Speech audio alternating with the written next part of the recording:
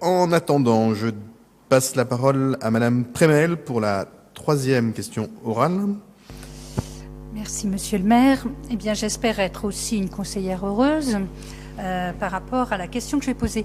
Effectivement, le 18e s'est inscrit dans des grands projets Paris Nord-Est et nous avons des grands projets urbains tels que le développement donc de Chapelle Internationale, la gare des Mines-Fillettes, l'université et toutes les grandes portes.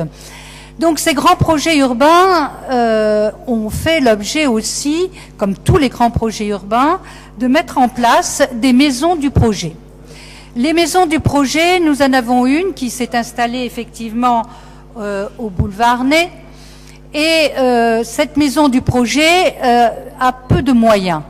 Alors effectivement, nous avons 2 étudiants qui sont là, en urbanisme, qui peuvent présenter des maquettes.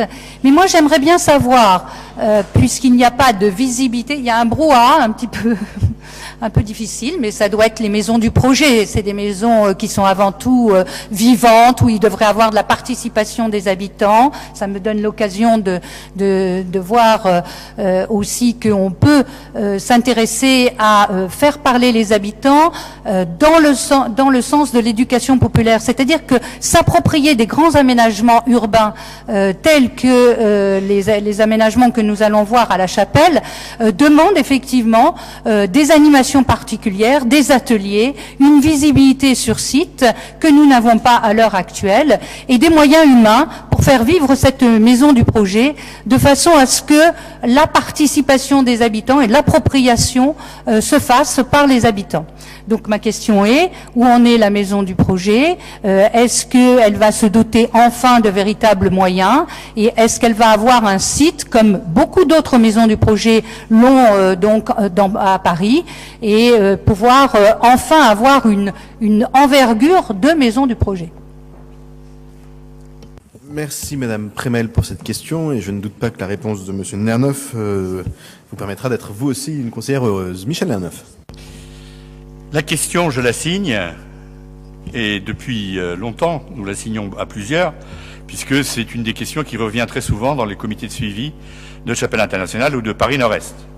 Donc, à la fois, je suis tout à fait d'accord, et en même temps, nous en reparlions avec le maire et Jean-Louis Missica la semaine précédente, et on nous a annoncé que les choses allaient arriver.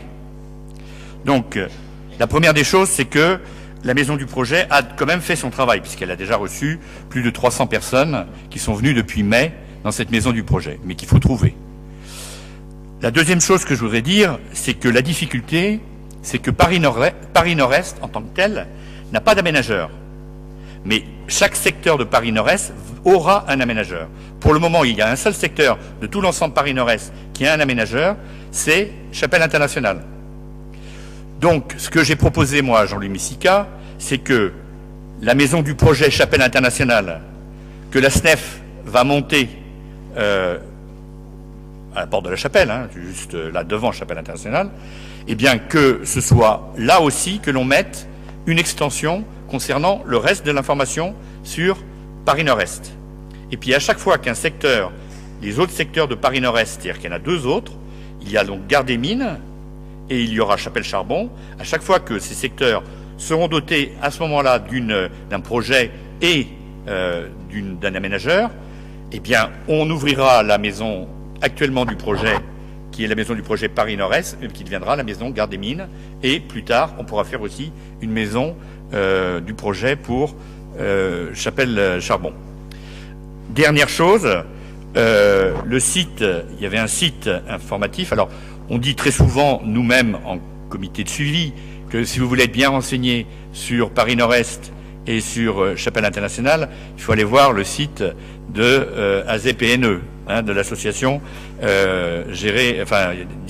présidée plutôt par Olivier Ansart, et qui fait ça très bien. Et d'ailleurs, quand on allait sur le site officiel de la ville, on trouvait beaucoup moins de renseignements.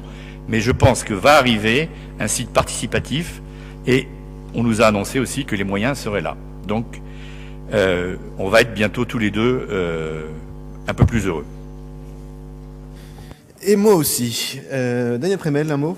c'est pas...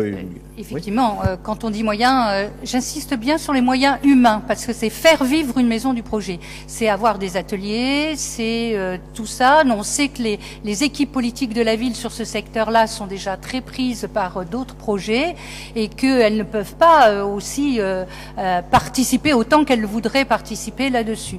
Donc il s'agit bien de moyens humains aussi.